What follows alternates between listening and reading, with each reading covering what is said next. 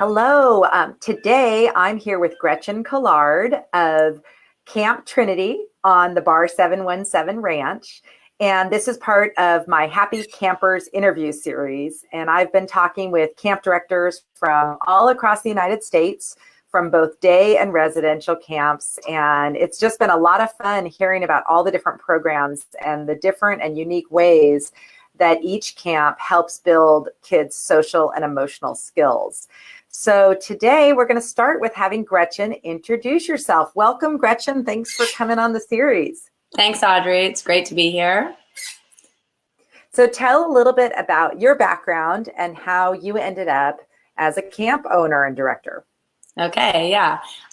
Well, my professional training is in social work. So for the past 20 years, I've been working with children and families in schools, mostly as a school social worker and also as a high school counselor. So I've always been interested in youth development. I got into camp. Originally, I was a camper actually at Bar 717 when I was young. My cousin had worked there and told my parents about it. And I was in middle school, went to camp for a couple years and then did other things, came back as a counselor and actually met my husband, Kent, when I was a counselor at Bar 717. And now we're the owner directors of Camp Trinity.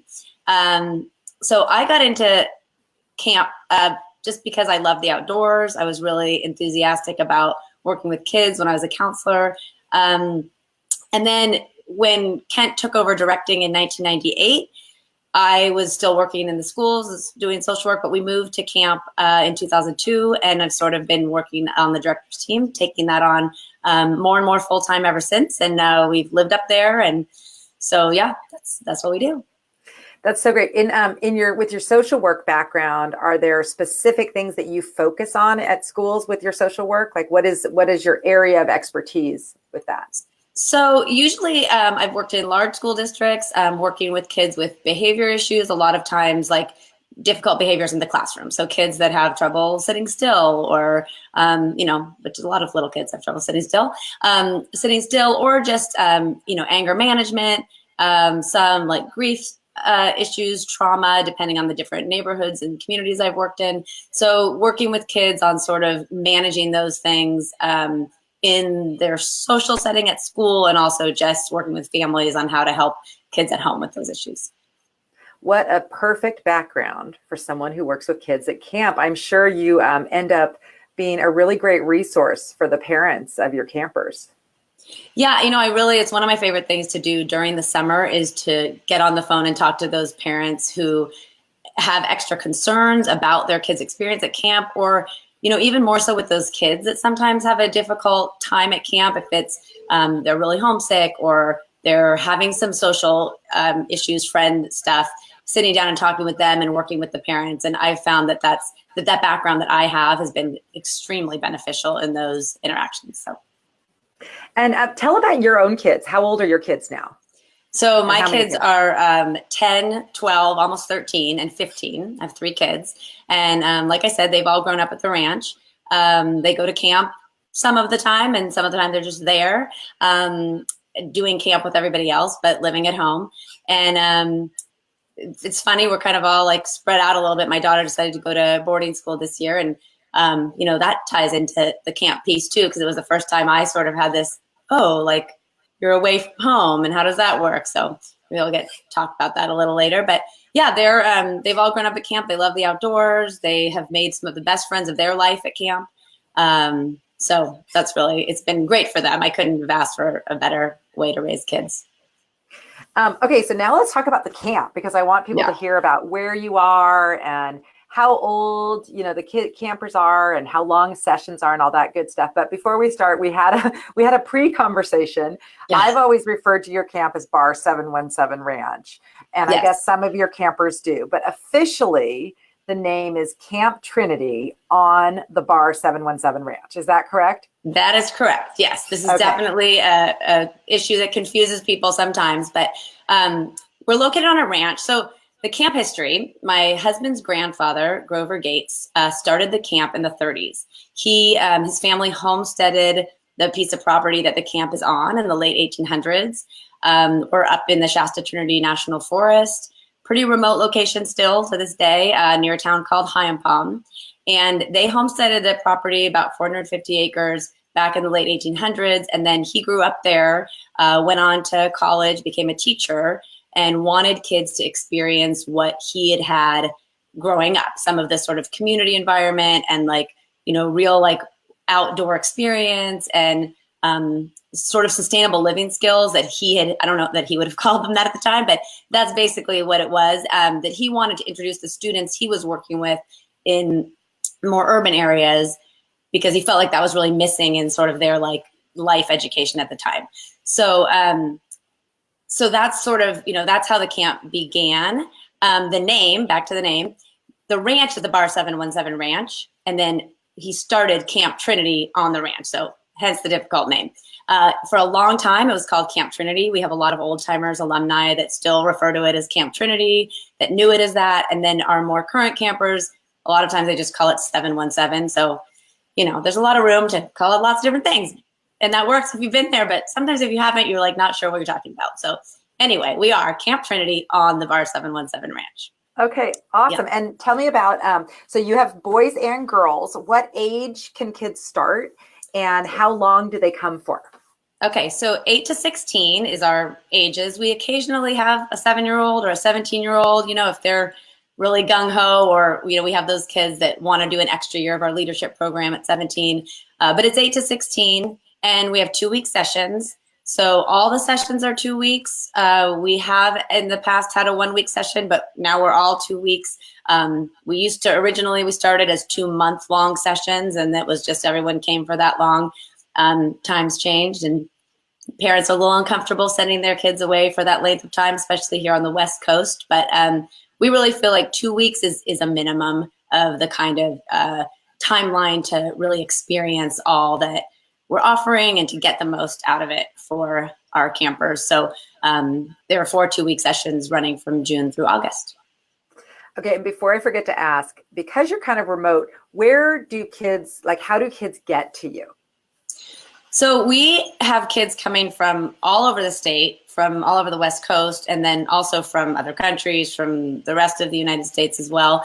Most kids get to camp on our transportation. So we have a bus that goes from Oakland, Bay Area, and then we have chaperoned flights from the Burbank airport. So campers can be with our staff traveling all the way to camp, from Los Angeles or the Bay Area.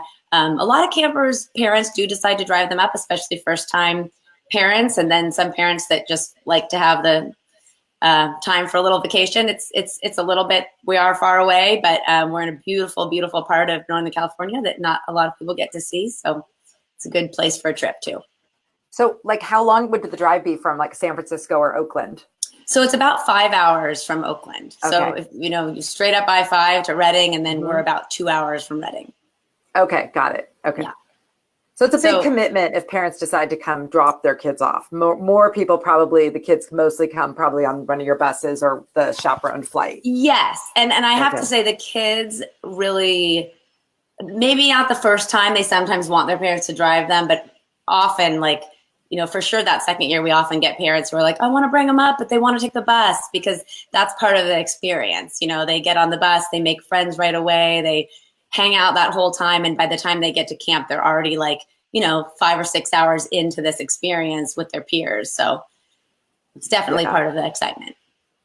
Oh, I always advise first-time parents to have their kid take the bus to camp, just because I think that, like you said, it's the start of the experience. And then they arrive and they're like, oh, I've already made these 3 friends on the bus. Yeah. So I think that it's really helpful. And then we encourage parents, I don't know if you feel this way, come up at the end and have your kids say, this is where I did this. And, it's and then everyone's relaxed and you don't have all that nervousness of saying goodbye or anything like that. So. Absolutely. When I talk to new parents who are a little anxious, or they're anxious, or their camper's anxious, or they're worried their camper's anxious, any of those combinations, I always advise, come at the end. If you're going to come visit and you want to drive them one way, come at the end, because that beginning part is just so difficult in that situation. And the bus is fun. Oh my gosh. Yeah. So much Yeah. fun. I know people, they're having the greatest time. Yeah. Okay. So you have a really very cool and unique program. And now listening to the founder's story, it's still very much what he intended for it to be. So why don't you talk a little bit about just what you're focusing on, the character traits, the social emotional skills that you're really excited about instilling in kids at Bar 717? Yeah, I think, it is true. We've very much stayed true to our philosophy since the founding, and that being really about community. So in terms of like traits that we're really working intentionally on developing in kids, it is that like sense of community, I'd say first and foremost. And, the great thing is so many other things come from that, right? Your kindness, respect, and everything. If you're part of a community and understanding what that means, those things definitely go along with it. But so, for example, the first night of camp, we talked to all the kids together. We sort of divide it in half. We have about 130 campers, like at max at a time. So we sort of take the middle high school and then the younger kids in separate groups and talk up to everybody about what is community. How are we going to live here? That this is our home for these 2 weeks that we're all here. This is our shared home together, and what that means and what that looks like in terms of how we treat people and how we treat our environment, and everything from like picking up a piece of trash to how you deal with your platform mate who might be a little messier than you, and how they keep their stuff. And so everything like that, like what does that look like to live as a community? So we have that discussion on the first night. And then the campers, go back to their own platforms, and the counselors individually talk to them, in more detail about like, okay, now we're a smaller group, we're our living community, we're going to live together, and how does that look? And the kids can say, well, I want to make sure we all talk about any issues that we have that come up, or share what we did every day, or however they want to work that out, and they do that. Another piece is, and I don't think that many camps still do this, but we eat family style 3 meals a day. So we sit down at a table, family style, 3 meals a day, and we group the kids by, we break them up. So it's like mixed gender, mixed ages, and mixed platforms. So you're really in a totally different group than you would be for your sleeping arrangements. And for 1 week, it'll be one group, and then it'll switch around and you'll have another table for the next week. And the counselors will change also. So it really gives the kids the opportunity to really, like, they are eating as a family, like a mixed group of people. They really get to know those table mates really well. Like sometimes, that might become their best friend, someone that was at their table, not even the same age, not even the same gender, but might become one of their best friends at camp. Funny story, my son last year, my middle one, the almost 13-year-old, was at our 4th session. He was at our table, but he wasn't a camper. He was not a camper that week. He was just at home, but he was assigned to a table because when they're there, they do everything that's camp, even if they're not part of the whole thing. And he got so close to those kids at our table, they've kept in touch all year. So that's like random 4th session table that he wasn't even a camper and became super great friends with those kids. So that's what ways that we make those things happen.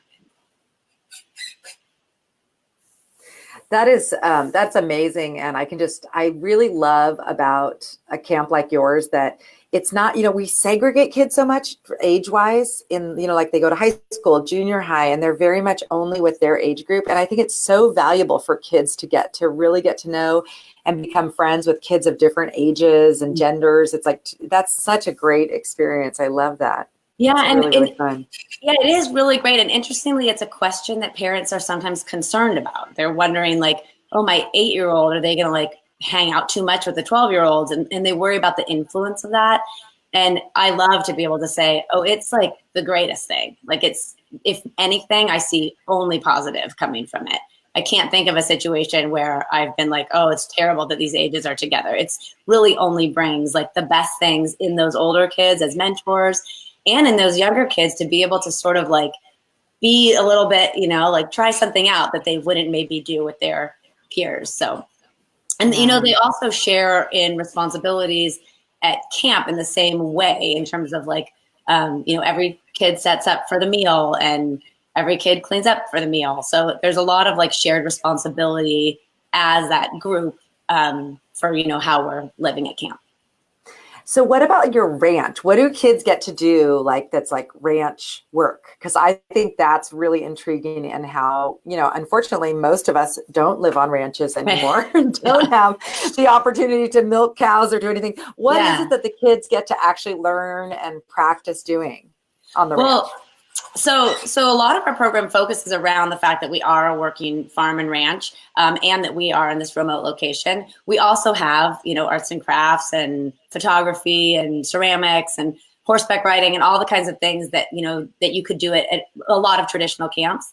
But we have a lot of animals. We have cows and goats and chickens and pigs, and we feed them every morning and feed them every night. And the kids can be as involved with that as they want. So a lot of kids, the beginning of camp, we orient the campers to everything that we have going on. So everyone will have a chance to go down and milk a goat or slop the pigs. But they do get free choice in their activities. So that is one thing that's a little unique about us too. The kids get to choose every day what they want to do. So someone might come to camp and be super into slopping the pigs, and they are there morning, night, helping those small animals counselors. And then other kids might go there once and be like, no, I'm into my arts and crafts and I'm going to hang out up there. So they can choose, but they have the opportunity to do that. So we raise all of our own beef and pork, and we also grow a lot of our own vegetables. So we try to use as much as what we grow at camp in the summer, and the kids can be involved in, all of helping with that, in terms of like harvesting the vegetables and cooking them and everything. They can get as involved in that as they want. So milking the goats, we make cheese. So there's lots of opportunities to do all those kinds of things. And then the building projects also. If you live on a ranch or if you've been on a ranch, there's lots of projects that happen. Lots of building that has to be done, fixing that has to be done. And so kids can get involved with that too. We do welding, so they get to like do metal work and things like that. Oh, I want to come. I especially want to do the goat. I want to do the milk, goat cheese. I love goat cheese. Yeah, that is really fun to do. So the kids get to milk the goats and then make goat cheese? Yes, they get to milk the goats and then make goat cheese, and we put it on the salad bar for lunch, and it's pretty cool. I bet kids try a lot of new things. Anytime I've ever seen kids with the garden, if they pull out the carrot or the mint or whatever it is, they want to try it. Isn't that interesting? I bet do you have kids who discover new foods that they like a lot? Yeah, definitely kids that have never seen, like, for some reason it's peas. Peas are the thing that every kid is like, that's what a pea looks like, because you get them in the store in the bag and it's just the green ball, but then on the plant, it's the pod. And so that's really the one thing that kids are always like, I never knew this is what they looked like.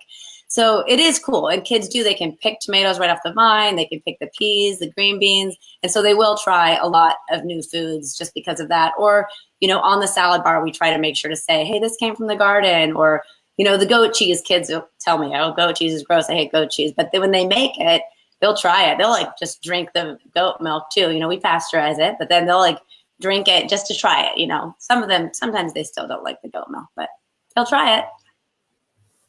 That just sounds so great. And what an experience. I bet you hear from a lot of does this instill things that kids want to go home and like have a garden or anything? What do you hear from your campers in terms of how this kind of changes them being in this totally different kind of environment where they're like closer to their food? Does it impact them after camp? Yes. In fact, I think it does impact them. We have a lot of kids who talk about, once, because it's sometimes it's difficult for kids to learn like, oh, they're feeding these pigs. And then, the next year those pigs are meat, right? It's like you're seeing a relationship with your food, which can be really difficult for a lot of kids, but it's a really good way to talk about, well, if you're eating meat, it was an animal once. In any case, you might have known the animal, but it was still an animal, a live animal. So talking about that, and some kids who, will decide, I'm a vegetarian. I can't do this. I'm a vegetarian. And other kids who are vegetarian come to camp and they're like, oh, like my food comes from here. It was like raised humanely, and they'll try it. They'll be like, oh, I'll try eating this meat at camp because I know where it came from. So it does, I feel like that's probably the biggest thing. It just gives kids more of a connection of, where does my food come from and how is it raised? Same with the vegetables and stuff, trying new things. But the meat is definitely a bigger one for kids to sort of wrap their mind around and decide, like, how do I feel about that? And what does that mean to me? And I think that's always good thought process to go through. For sure, just to be more conscious of it, of just like the whole process. And I mean, I think that's so great. How funny that you have some that become vegetarians and then some vegetarians that it goes every which way. Yeah, that's so interesting. So do you have any like stories from any former campers or parents about just the impact of their experience at camp that you want to share? Yeah, I have a couple things. I'm going to read them because I have them here. Okay. So I have one from a camper and one from a parent. So the camper one, this was from this last year. A camper wrote, I always grow much more as a person after my time at camp. I'm much more independent and a lot less anxious. I learned to take risks and have fun, live life on the edge, but not too far, and always be kind to everyone you meet. You can make the best friendships. So I love that when they said that live life on the edge, but not too far. I was like, that's just perfect, you know? And I think that's true in terms of making the best friendships too, just being open to new people. And, you know, when they learn that at camp, like, oh, I had to sit at this table with all these people I didn't know, and I got to be good friends. We talked about what we did that day. We shared stories about our lives and really connected. And so I really like that. We get a lot of these from parents, and kids write to us and tell us like how important camp was to them. And, you know, it's always my hope that like everyone has this opportunity in their life, whether it's camp, whether it's a teacher, whether it's a, you know, school trip, that you have these moments where you can feel valued for your individuality and have an opportunity to challenge yourself and, you know, meet a mentor that you think, wow, that's really interesting what they do. I'm going to try that. So, you know, that's what I think campers go home and they have that experience at camp and they talk about it. And, you know, I just hope we can offer more kids the opportunities to do that everywhere. So, all right, the parent one, this is from a parent who has a couple kids at camp, says, our kids have grown in leaps and bounds. They feel a great deal of confidence in being independent from parents and have such a lovely ranch experience to contrast with their city life. We love that they go old school and write letters home, which we are saving as mementos for their older selves to read one day. Their time at the ranch is restorative and beautiful in every way.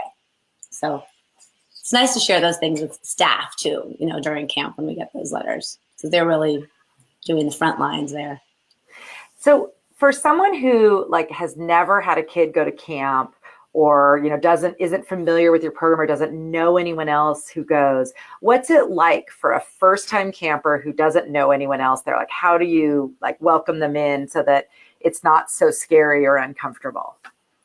Well, we always, you know, we know who our first-time campers are. We make sure to know who they are and be in touch with them right away on that first day. Make sure the counselor knows that this is their first time at camp.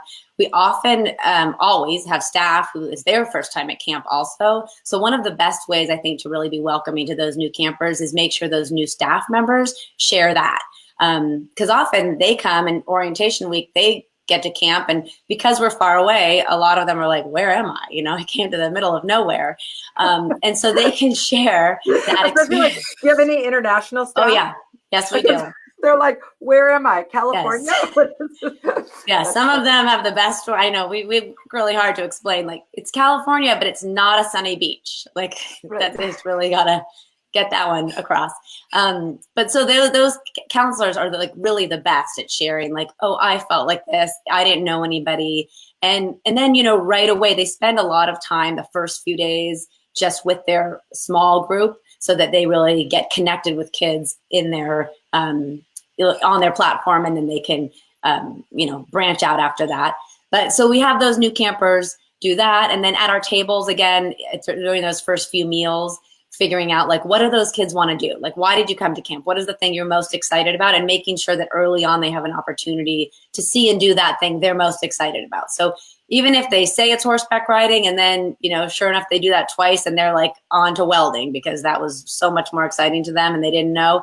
But just to make sure they have that experience to connect with something that they're excited about and that they feel comfortable in right away. And then that really gets the ball rolling. I bet that all that, like doing those things like learning how to weld or working on a building or learning how to milk a goat, I'm guessing that all those things really build up like kids' like confidence and kind of self-efficacy. Do you hear from parents that kids go home just sort of like feeling really more confident because they can do all these new things? Yeah, definitely. Definitely because of some of those ranch experiences. And then also just because of a lot of the freedom within our program in terms of like the choice of activity, we do have parents say like, wow, they like seem like they're more capable to just like make decisions on their own and go ahead and do something rather than like waiting to be told or, being assigned something. They'll just like decide on something to do. And I think that really that choice, it's hard, for some kids who, especially the younger ones who may not, like in school, it's like you go here, you go there. There's not really a lot of like, where would you like to do, what would you like to do today? So sometimes it's hard to get kids to go, no, you can really do anything. Like, and they just don't know. They like sit there frozen, like, well, where would I go? But after a little while of like practicing that, like, oh, I could go here. And then if I didn't like it so much, I could go do this other thing. And also choosing between like, do I want to go where my friends are going, or do I want to go and do the thing I really am interested in, even if my friends aren't going? And that's tough. But when kids can do that, that's where I see so much growth. And then they go home and their parents do say like, oh, they're willing to go do these things and they aren't attached to whether someone they know is going with them or not. And that's a big deal. Oh, yes. And I mean, just that ability to think about what you like as opposed to what everybody else likes is so important. I'm curious, Gretchen, because of your social work background, how do you get to use the like help kids with some of their like anger management and some of these different things? And how does that look at camp? Like, do you do like group discussions, or is it more like one-on-one with kids who need it? Are you able to train your staff, like your counselors, in techniques to help kids with some of their behavioral things? So yes to all of that. But yeah, I do have the opportunity to do that. A lot of times it is one-on-one. I think, most kids, because of the sort of freedom of camp versus school, there's not as like, I mean, you don't have to be sitting still. So that like resolves a lot of issues right there. But more fun. Yeah. So some of those things that come up at school aren't really an issue at camp, but for the sort of social issues like friend conflicts or anger management stuff, I think the thing I find I spend the most time on is the friend conflicts. And interestingly, it tends to be with like the younger kids. So the older kids, I think parents worry like, like middle school, high school, wrong crowd, they're like mean friends. But what I find is like by that age, the campers, especially a lot of them have been to camp before, or they recognize that this is a special place where they have time to just be themselves and be more honest with friends. And they might have some issues, but they tend to like be able to work through it independently or with the counselor's guidance without my help so much. But sometimes on the younger end, I do end up sitting down and really processing, I think last summer I had like 3 10-year-olds that we spent a lot of time together processing how we treat our friends. But it was great for them. And it was great for the counselor who, was with me the whole time, a new counselor who was able to watch sort of how I dealt with it. And afterwards say to me, oh, like, I didn't know that it was okay to say like, you know what? We're not doing this anymore. This behavior, we're just going to stop doing this. We're not going to talk to people that way. We're going to be kind to everyone. And when we have issues, we're going to address them, in these ways. And she's like, I didn't think it was okay. I thought I had just keep listening to it over and over. And I was like, no, it's okay to have some boundaries and say like, this is what's appropriate and this is what's not. And we're going to work, this way. And I often love it too, because those kids always like, then they want to spend every minute with me. So I have my little friends for the rest of the summer there.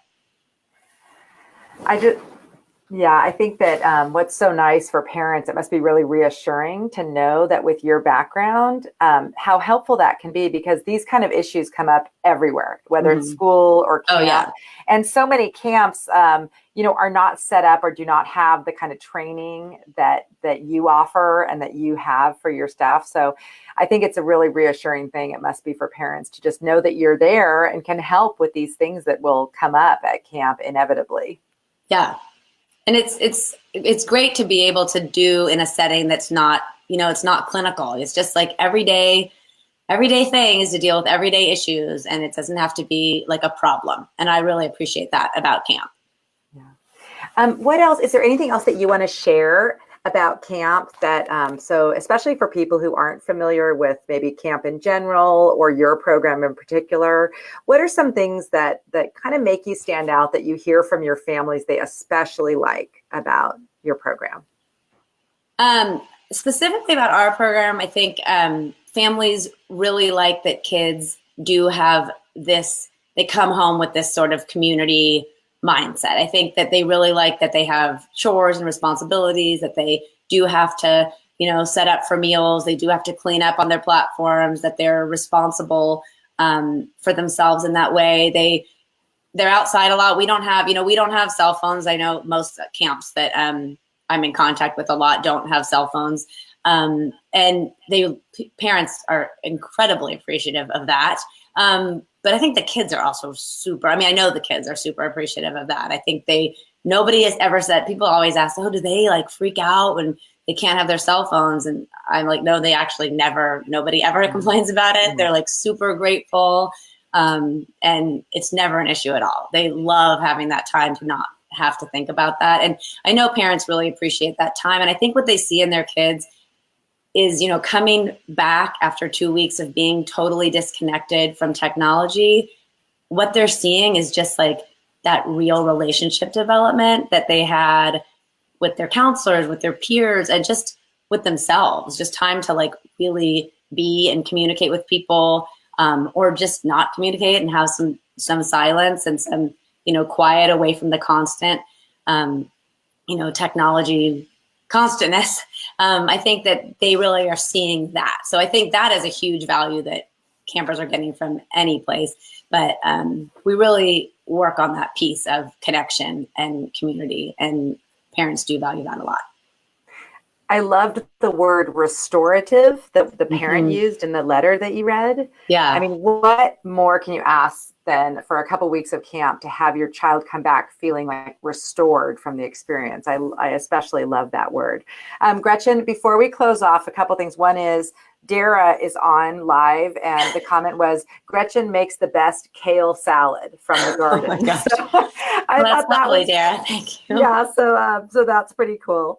And then Dara also commented that the kids learn how to talk to each other and problem solve with each other face to face. Totally invaluable in our world now, which is so true. So what great work you're doing, and what an amazing program. I hope that through this interview, some new families find their way to you, because I think it can be such a great experience for them. Gretchen, where can people find you and find out more about Camp Trinity on Bar 717 Ranch? Well, probably the easiest place is to go to our website. So it's bar717.com, and you can look that up, Google it. It'll be a link after this interview, maybe on Audrey's page. Or you can, pick up the phone when you go to the website, pick up the phone. You'll get Laura. She's one of our directors. She'll answer any questions you have. But absolutely. We're happy to talk to families anytime, get new information about our program, and just find out what a summer camp experience is like. Well, this has been so much fun. I really want to come visit and make some goat cheese. You're absolutely welcome. I'll make you a salad, Audrey. So yeah, with the kale salad. I want a kale salad with goat cheese. Of course. And I will definitely put a link in the comments to your website. And this has been so much fun. And I'm just going to see if there's any other, we got tons of fun comments. So hopefully some more questions will come in. I'm sure if people ask questions here on the interview, you can just answer them there, or they could just go to your website or give you a call too. Absolutely. Okay, thanks for being on, Gretchen. Thank you so much, Audrey. Bye. Bye.